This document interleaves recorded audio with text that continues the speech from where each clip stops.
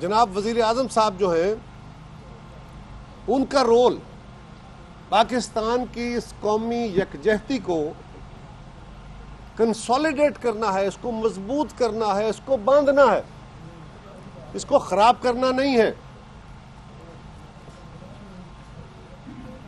लेकिन अगर इस सारी कौमी यकजहती को किसी शख्स से खतरा पैदा हुआ है तो वो जनाब वजीर आजम साहब हैं।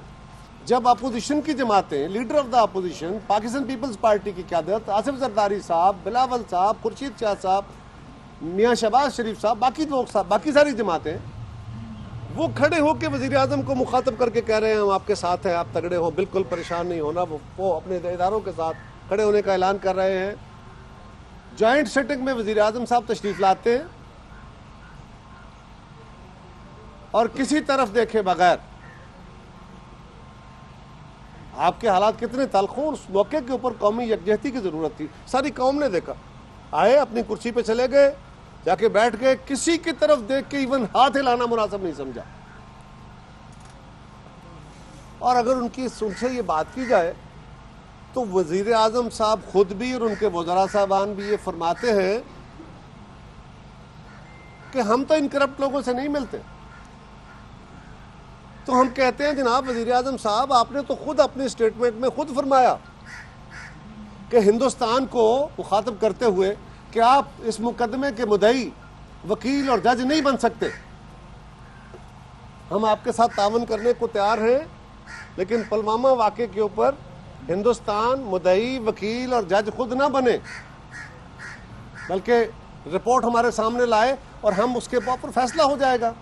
कौन सी अदालत का फैसला है जिसकी बुनियाद पे जनाब वजीर आजम साहब आप लोगों को सनदें बांट रहे हैं, आप लोगों को गालियां दे रहे हैं, आपके वज़रा गालियां दे रहे हैं।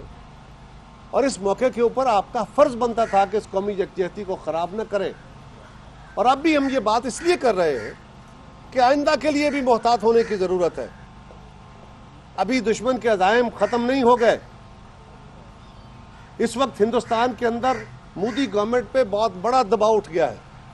पहले वो दबाव वहाँ के जो लिबरल्स थे उनकी तरफ से आया था, अब वहाँ उसके अपनी जो कॉन्स्टिट्यूंसी है उसकी तरफ से दबाव उठा है कि जो उनको बार बार हजीमत उठाना पड़ी है। इसीलिए उस दबाव के तहत उन्होंने पाकिस्तान को खुफिया तरीके से, जो रिपोर्ट आई है कि उन्होंने पाकिस्तान के कुछ शहरों को टारगेट करने की कोशिश की और हमारी फोर्सेस ने उसको टाइमली हैंडल कर लिया। वजीर आजम को अपनी अना के घोड़े से नीचे उतरना चाहिए। कोई उनसे अनरो नहीं मांग रहा, ना मांगेगा, ना किसी को ज़रूरत है, कोई रिलीफ नहीं मांग रहा। जो इदारे अपना काम करते हैं करें, लेकिन अपने रवैयों में, अपने लहजों में कम से कम इस क्राइसिस के टाइम पे तो इत्तेफाक और इत्तेहाद रखें।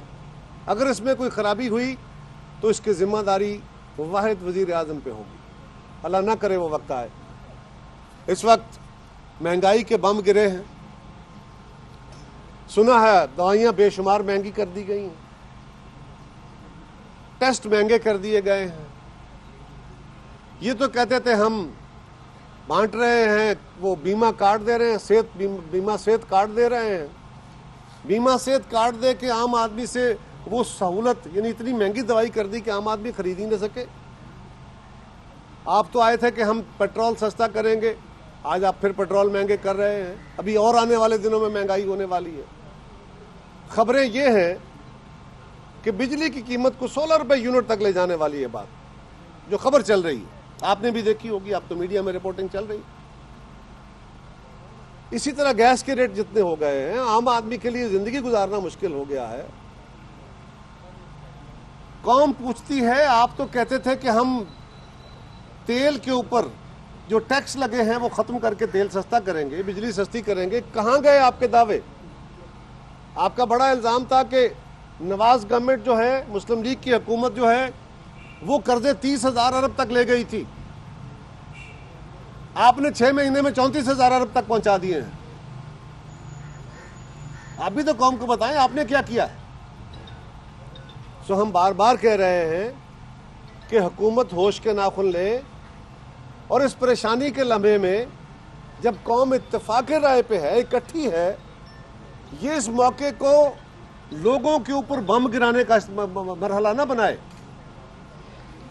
कि उनके ऊपर महंगाई का बम, बिजली का बम, तेल का बम, गैस का बम, तदवियात की अशिया में बढ़ाने का बम, कीमतें बढ़ाने का बम, ये उसके लिए इस्तेमाल ना करे। अगर खुदा न खास्ता अवाम इस पर मुतजज़ हो गए तो ये कौमी वहदत और यकजहती जो है ये मुतासर होगी। और इस वक्त पाकिस्तान को अभी खतरात टले नहीं है। हम सारी कौम इकट्ठे हैं। हम इनकी किसी भी नालायकी की बदौलत पाकिस्तान की इस यकजहती को ख़राब नहीं होने देंगे, लेकिन वार्न कर रहे हैं हुकूमत को कि वो अवाम को इतना ही तंग करें जितना उनमें कैपेसिटी है, और वो कैपेसिटी ख़त्म हो चुकी है। अब लोगों में सकत नहीं है। वही हम कह रहे हैं कि बजाय इसके कि आप कौमी यकजहती करें, अपोजिशन, मीडिया, सिविल सोसाइटी सारी कौमी यकजहती कर रही है और हुकूमत के वजीर और वजीर आज़म इस यकजहती को तोड़ने की कोशिश कर रहे हैं। ये क्या कर रहे हैं?